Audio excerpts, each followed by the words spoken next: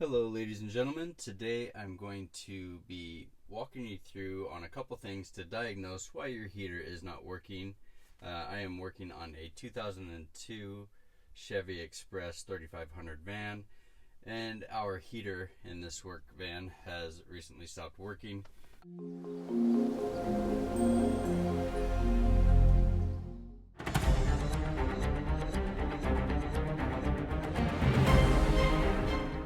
Issue we're having here is none of these levers are working. You can hear some changes as you switch the dials, which tells me that there's power going to them. There's a couple things you'll want to check before just jumping in here, but first thing you'll want to check is down here on the driver's side. There's a little panel here. When checking this down here, it's quite simple. There's a little lever here. You just want to turn it to the right, and then there's a tab here, pull out, and you'll remove that panel. On the back side of this panel, you'll see that there are a bunch of identifications for fuses here. You see here on the top left there that 20 amp is a heater AC. So that is one of the HVAC fuses, along with over here on the right, there's a 10 amp RR HVAC fuse. So go ahead and check both of those out. Anything that happens to say heater or HVAC would be something you'd want to check out for these. In my case, none of my fuses are bad. There's one other location you want to check under the hood, and I'll show you that now. Next thing you will want to check is you will want to pop your hood, come over here to the driver's side, and there's another fuse compartment right here. There are two tabs, one on the back, you just simply press it in, and then there's one on the front side there where you can see that it's a little wet. So let's see if I can give you a view. Here's that tab right here. Put my hand in there. You just simply press it in and lift up. So I have already moved that. You'll want to check the fuses in here and see if there's any HVAC fuses that are blown. Alright, so on the passenger side, there are all of these wires. You'll want to follow these up into this compartment here, and you will want to check all of these wires to see if there are any melted wires. Check for loose connections, and then if that does not work, you can come up here to this. Very simple to check this. So you can pop this off. I just put my fingers in here, and then right behind here, I'll show you right where my thumb is, there is a 7mm bolt. So you can remove this 7mm bolt. This whole piece will come out right here, and then you can check the electrical connections on the back of that. The very first thing I recommend checking is the fuses, and then if you don't find anything wrong there, look for some heated or melted wires, which is super common on many make and model vehicles. And then we're going to snap all this back in. Very nice and simple. So the next thing you'll want to check, this is very common, this piece right here, you'll come and look at it. These are 5.5mm screws here. All of the screws that you'll be removing as far as the heater goes are 5.5mm or 7mm. 5.5 can sometimes be a pain to get to, but that's what it is. So this here, what you'd be looking for is, you could look at this here. You do not want the heater on when you are removing this, because it can actually spark and arc, and it could get you shocked. So you would remove both of these. It's probably in there fairly good because there's an adhesive sealant around it. But you'll want to remove this and inspect it. And if you end up doing what I'm doing, I just recommend replacing this. You could buy all of this for about $30. I've come to the conclusion that my error is in my blower motor here. So I will show you a quick way to test to see if it is likely that your blower motor is out, such as mine. So if you come over to this tab, there is a tab right on the bottom here. You press it in, and then you can pull that out. And with the heater in the on position, if you have this accessible, you can use a multimeter. It doesn't have to be anything fancy, but you can put 2 prongs in here, which I'll show you real quick, and see if you're getting 12 volts in here. Okay, so you can see my really fancy multimeter here. You want to set it to DC volts, and then I just have it on the smallest setting here, right there. And then I have the heater in the on position. In order for this test to work properly, You will want the key in the on position as well. Vehicle could be running, but we don't need it running for the sake of you being able to hear me. Doesn't matter which one goes in which side. You'll get a negative on the screen, but you'll still get 12 volts if it's in the incorrect side. So you can see there that we are at 11.6 volts, which is okay. Anything, you know, the car's been sitting here with the lights on and stuff, so the battery is drawing down and the headlights are on, so we're sitting at that there. Even if it ends up being a negative number, this test still works. So what this tells us here is that there is power getting to the fan.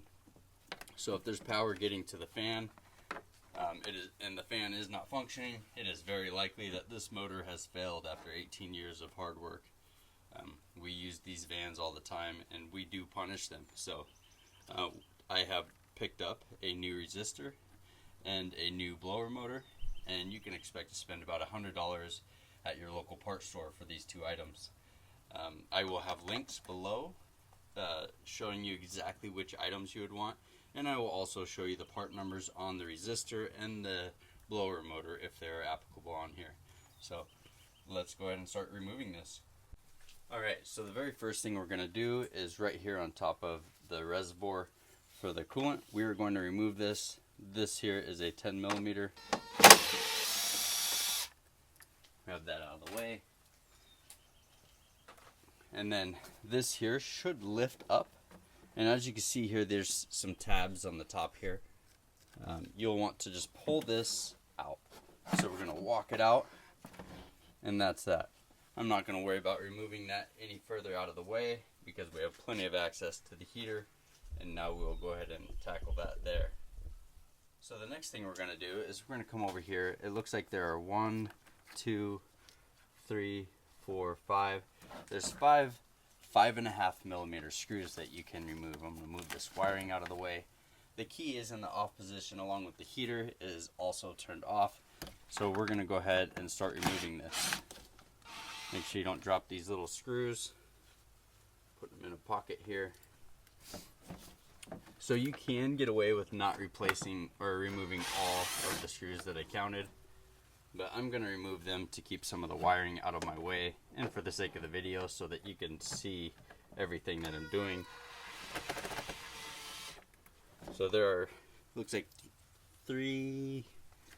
only three screws holding the motor in. So the motor can come out now. I'll just pull it out like this. I was going to remove the whole thing. And there we have the motor. So it is not spinning very freely, and I can hear some pretty rough turning going on in there.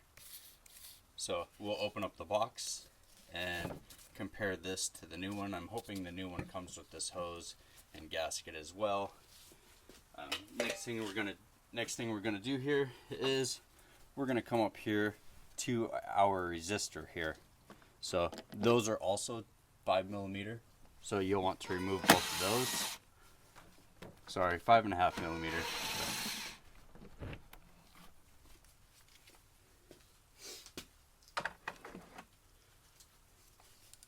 And then once you remove this here, I have removed it already previously when I was testing everything, but it was on there very tight. So you just have to wiggle it back and forth and try to work it loose. It's already on there pretty tight again.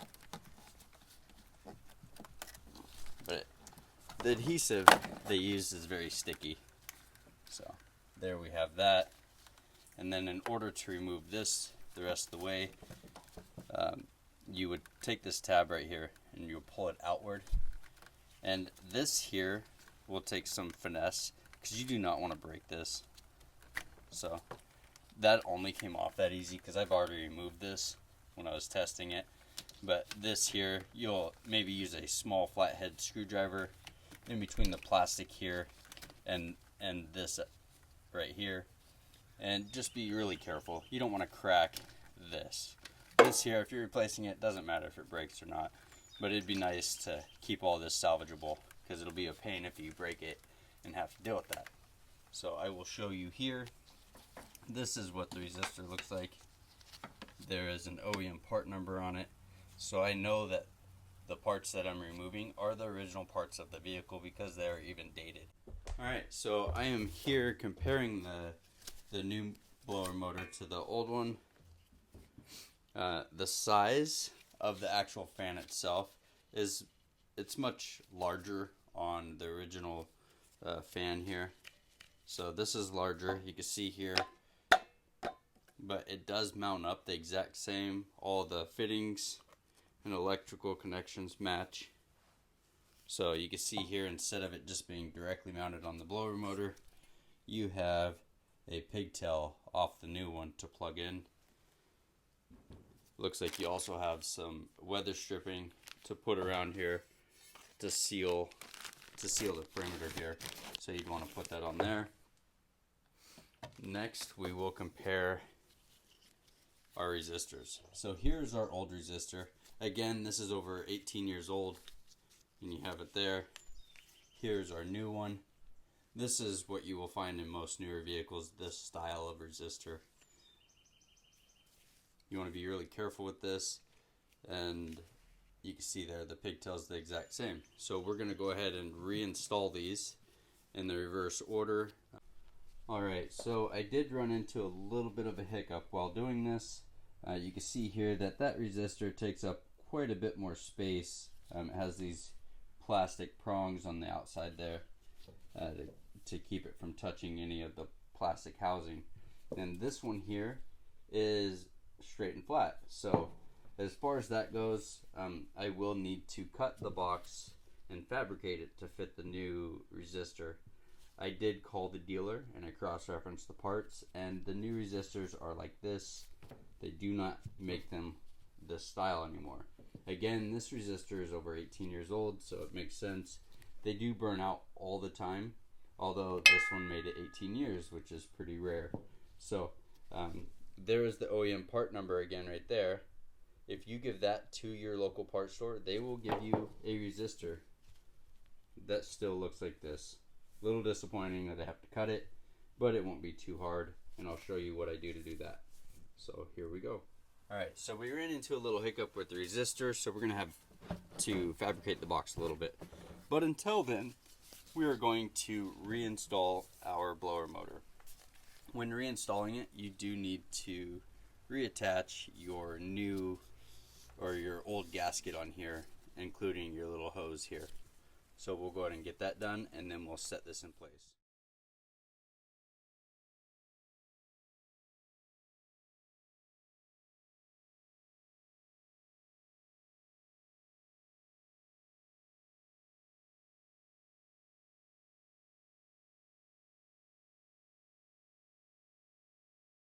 So your new blower motor will have come with this gasket here. I just put it on this lip or on the outside here. It should not touch the fan at all. And then we're going to go ahead and reposition it here. So I'm trying not to slide it. I know the tube went down before because it needs to tie into right here where my finger is. So there we have that in position. And then you will take some of your 5.5mm screws and just get one started here. Once it's started, we can start fastening the blower motor down. Remember, after you install all 3 of your screws, to reconnect your hose on the bottom right here where my finger is. So this part may be a little tricky. I'm going to attempt to take my resistor and line it up as close as possible. And then once I have it lined up, I'm going to use a Sharpie, and on those plastic tabs, I'm just going to mark where the tabs are.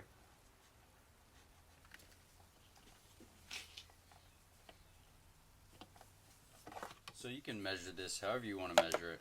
I'm just using what I have on hand here. I'm taking something and I'm lining it up to the edge of this. I have these battery packs here. And I measured from the edge here all the way to the edge of the plastic. And then I did the same thing with the other side here. And as long as you don't overcut this, you should be fine. You won't have to do any additional work here. So I'm gonna match it up one more time. So the longer cut is gonna be on the side near me. So I'm gonna take this here, put it on the edge, and then I'm gonna make a straight line.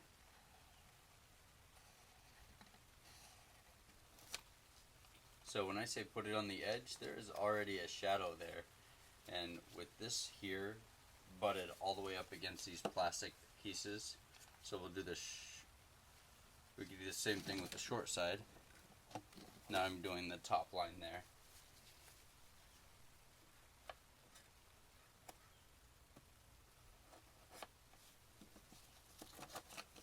So that there gives me my lines that I'm going to cut.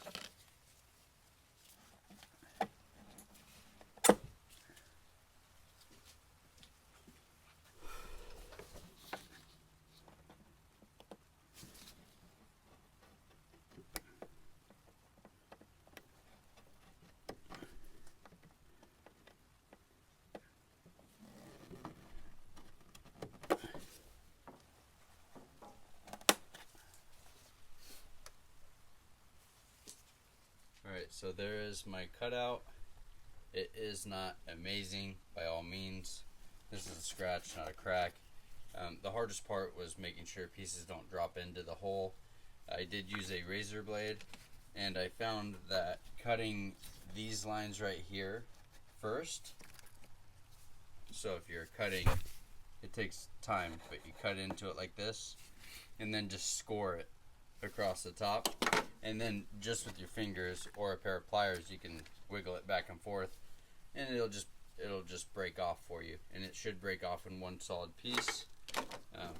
I was able to get them to break off in large pieces, which was nice. And now this here, my new resistor, will slip right in there. So we have that one matched up, and then you can see over here that hole is matching up as well. So now we can go ahead and fasten that down. So now we have our resistor in place. I'm going to go ahead and tighten it down here. Make sure everything feels good as I'm tightening it.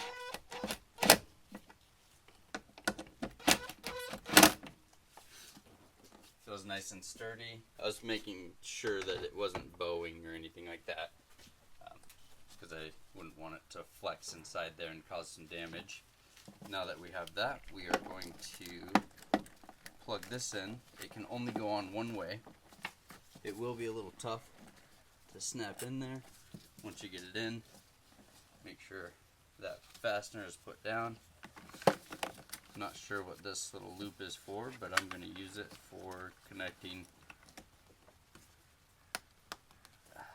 my harnesses here. So there's that. The last thing you'll need to do is you'll come over here, install your 10mm bolt here for your reservoir, and tighten it down. And now we will do our test. So we have the low speed on. The vehicle is not running. It'll be too noisy.